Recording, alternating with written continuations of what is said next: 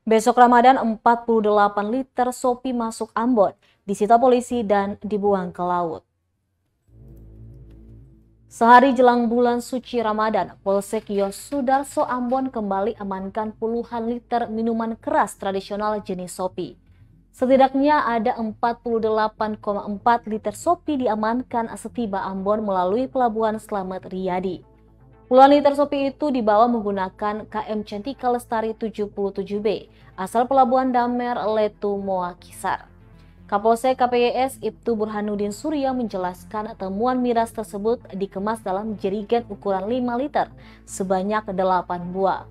Selain itu juga ditemukan 2 buah botol plastik berisikan masing-masing 1,5 liter. Sedangkan sisanya dikemas dalam 9 botol plastik ukuran 600 mili. Keselamatan barang bukti kemudian dimusnahkan dengan cara dituangkan ke laut. Menurutnya razia barang bawaan langsung dilakukan saat KM Cantika bersandar di Pelabuhan Slamet Riyadi. Hal itu untuk mengantisipasi adanya penumpang yang membawa barang ilegal serta minuman keras, agar terciptanya situasi Kamtibmas yang kondusif menjelang Ramadan 1433 Hijriah besok.